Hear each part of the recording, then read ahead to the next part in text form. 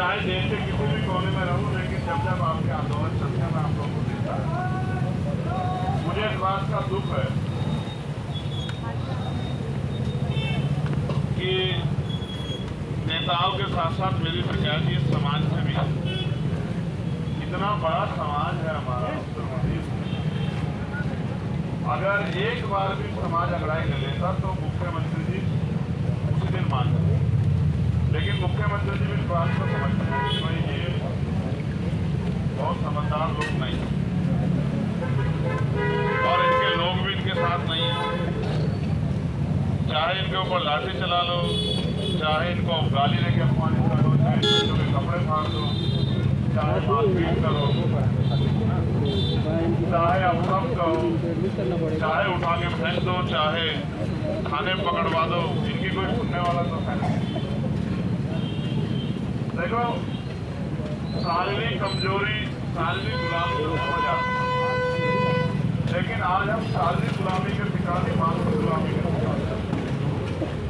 ना हम अपने संख्या बल को समझते हैं और ना ही हम अपने दिमाग का सही प्रयोग करते हैं। अभी बिहार में जातिगत जनगणना और आप सबने देखा होगा कि 90% से ज़्यादा आबादी बिहार में दलित, पिछड़े, आदिवासी, मुसलमान, जैन, बौद्ध के SC, OBC, माइनॉरिटी के लोग। जहाँ 10% आर्थिक आधार पर आरक्षण पास हुआ, आपने देखा। अब जिनके लिए वो उसके समाज ने प्राय एक दिन में आंदोलन न किया, लेकिन हमारे नेताओं ने बढ़ चढ़ के उसका समर्थन किया। कोई कहता 20% मिलना चाहिए। अब ये जो आंकड़े आए इससे क्या पता लगा कि उनकी आबादी 10% में नहीं, 10% आबादी नहीं है और 10% रिजर्वेशन मिल गया। तो यानी कि जो बच्चा अभी बालिग भी नहीं है उसके लिए भी नौकरी का इंतजाम हो गया। और आपकी आबादी 90% है और जो हिस्सेदारी आपको मिली है वो 20%। ये लोग उत्तर प्रदेश के विधानसभा या उत्तर प्रदेश से चुन के जाके जो लोग बैठे हैं वो उसका काम आगे बढ़ा सके। अगर वास्तविकता में वो समाज के लिए राजनीति कर रहे होते तो आपकी लड़ाई लड़ते। आपको क्यों बैठने देते? आपने तो वोट दिए ना। वो यहाँ आपकी जगह खुद बैठते, आपको कहते बहनों आप घर में जाके बैठो, हम लड़ेंगे ना लड़ाई। आपने हमें चुना है, हम आपके नेता हैं, आप हमें वोट देते हो, वोट करोड़ों रुपए से कीमती होती है वोट। आप क्यों लड़ोगे? हम लड़ेंगे। लेकिन बुरा ही है उत्तर प्रदेश कि जितने नेता हमने निर्माण किए वो बेचारे अपने व्यक्तिगत स्वार्थ, अपनी राजनीति, व्यक्तिगत राजनीति के भीतर समाज के लिए एक नहीं बोल पाते। परिणाम ये है कि आपको 530 सीट से लड़ना पड़ेगा। अब बुरा ये है कि लड़ाई कब तक चलेगी। मैंने इससे भी कहा कि अब इसका अंत होना चाहिए। अंत का तरीका ये है कि क्या तो हम पिछड़ जाएं या फिर हम सरकार से लड़ाई करें। तो मैं आपसे आग्रह करूंगा, मेरी चाय आ गई, धन्यवाद। तो मैं आप सबसे आग्रह करूंगा, 29 तारीख को हमने विधानसभा घेराव का निर्णय हम विधानसभा देखो बंद करो, नहीं आए पढ़े लिखे लोग हैं ना आप लोग। आपसे तो कोई ये भी नहीं कह सकता कि भाई ये कम पढ़े लिखे लोग हैं। आपने तो अब आप सोचो जब पढ़े लिखे लोगों के साथ ये हाल है तो गांव का आम आदमी किस तरह के शोषण का शिकार या उसके अधिकारों पर किस तरह घात किया जा रहा हो। मैं आपसे अपील करूँगा, ये जो सरकार है इसका चरित्र ऐसा है कि ये सिर्फ वोट से डरती है। इस आंदोलन को और तेज करना पड़ेगा। अगर कल के बाद, परसों के बाद ये नहीं माने ना तो मैं आपसे कहूँगा कि आप इस आंदोलन को अगले 3 महीने अलग तरीके से। मैंने तो ठीक है बाबूजी, थोड़ा शांति से फिर हमें आंदोलन को बदलना पड़ेगा।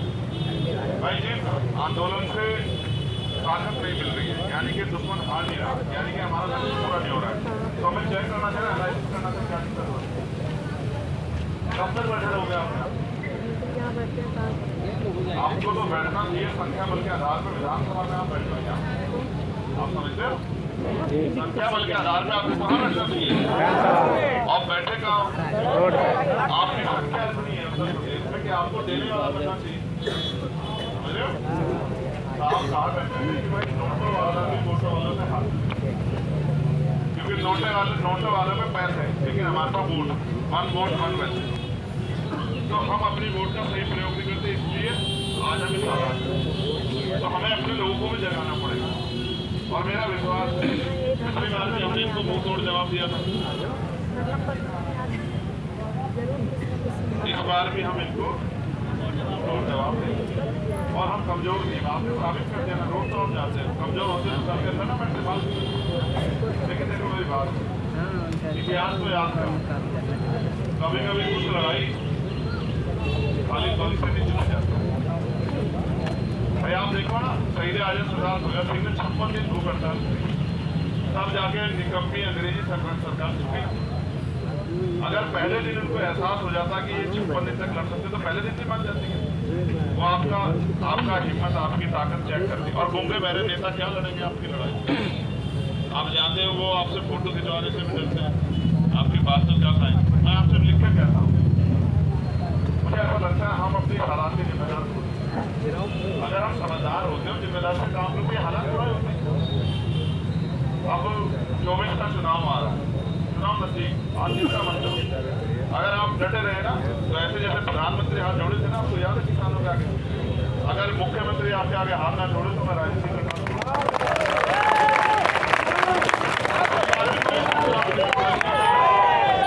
आपको याद है 22 का चुनाव नजदीक था, तो हमने एक आंदोलन में इसको हरा दिया था। यहाँ याद है आपको? बाहर नहीं आए थे उस दिन अपने तरफ, आंसर थे। इस बार तो हम बाहर आएंगे, चाहे ये लखनऊ की जेल बड़ी करा, ये भी जेल है कि पहले आपको पता नहीं है, जो इको गार्ड है ना, पहले जेल हुआ था, पुरानी जेल है। अभी तक आप जेल के अंदर आंदोलन चलाते हैं, इस आंदोलन को बाहर आप ले आए।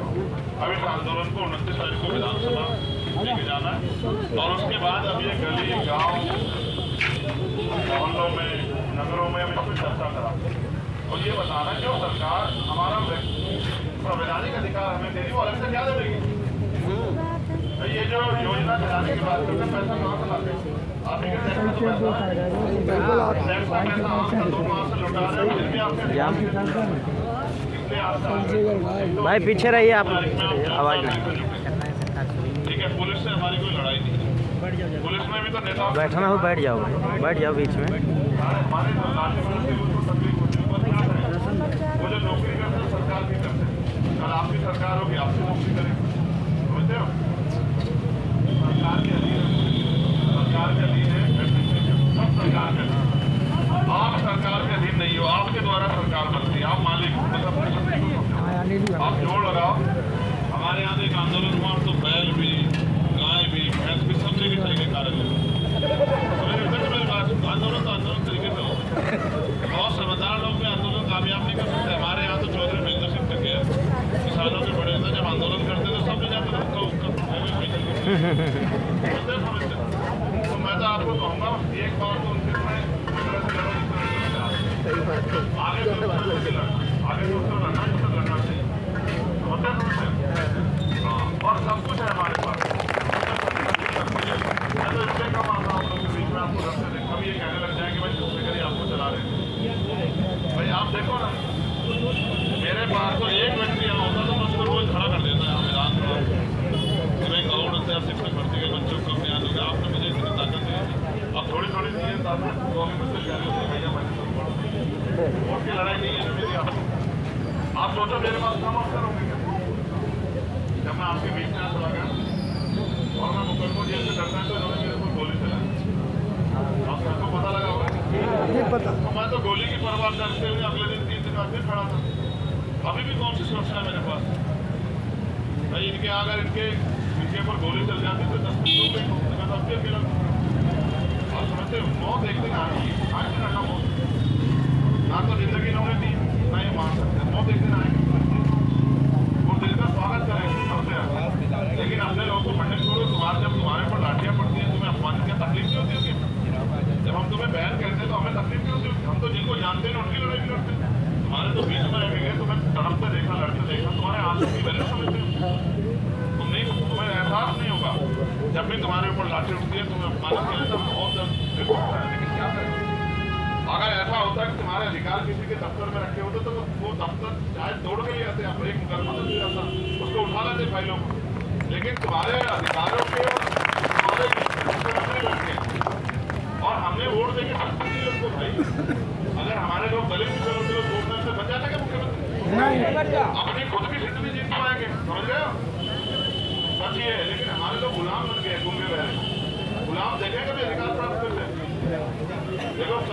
संविधान दिवस था। ये संविधान हमें अवसर की समता का अधिकार देता है। आज हम पे अवसर की समता है तो हम लोग कंपटीशन दे पा रहे हैं। कल संविधान दे कौन पूछने देगा? ये ताकत आप यहाँ बैठे हो, ये नहीं बैठने देते, संविधान की वजह से बैठे हो। आर्टिकल 19 आपको देता है अधिकार विरोध करने का, चाहे सुप्रीम कोर्ट के अधिकार उसके ऑर्डर के खिलाफ हो सरकार के।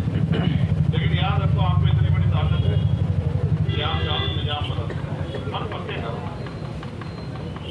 भावनात्मक हो तो अधिकार नहीं मिलेंगे। वो डिपार्टमेंट बताओ जिसमें इस पॉलिसी जो रिजर्वेशन की पॉलिसी उसकी वजह से हमारे लोग ना, कोई डिपार्टमेंट नहीं है ना। मगर बुरा ये है कि वो लोग अपनी नौकरी से सीखे। आप अभी नौकर बने भी नहीं, आप ही सरकार से नौकर बना, कल आपसे पोलियो पिलवाएंगे, जनगणना करवाएंगे, आपसे और पता नहीं क्या क्या करवाएंगे। देखो वो जानते हैं शिक्षा हथियार है, और आपको आपसे पता क्यों डर रहे हैं? मुझे ऐसा लगता है मुझे ये संघर्ष करके ये नीचे के लोगों को भी संघर्ष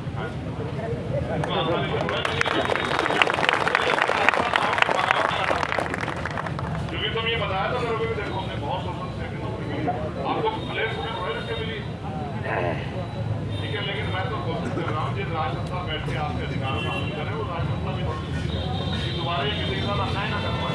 लेकिन आप एक समझ लो, जो लोग आपका अधिकार आपको दे रहे वो अलग से दे देंगे क्या? समझदार बनो। आप गुलाम नेताओं के चक्कर में पड़ोगे तो फिर लाठियां खानी पड़ेगी। मेरा फर्ज है तो मैं तो आपसे कहूँगा एक विधायक जो दलित पिछले वर्ग का उसको पकड़ के लाने बैठा, ठीक है।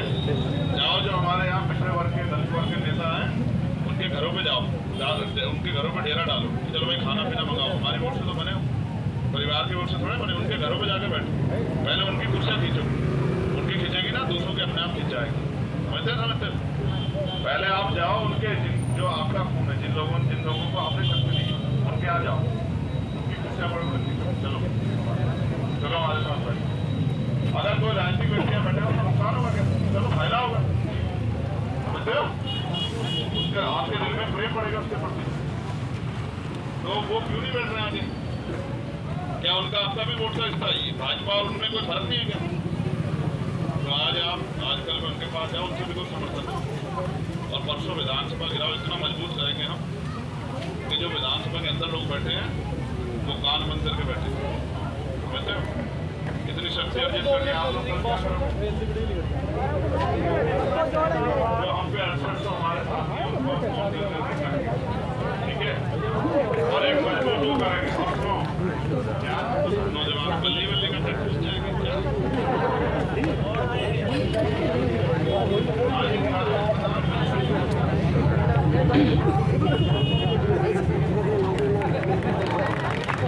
हमारी वो है भिखारी भाई, हमारी भिखारी भाई है अवंतिका भाई लोधी, ये ना हमारी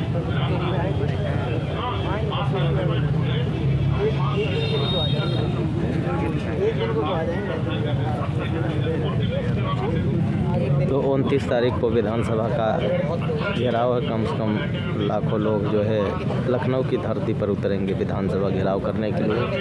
इसलिए जितने भी साथी हैं सभी लोग आ जाएं। हमारे यहाँ तो एक बड़ी भाभी कह रहा था,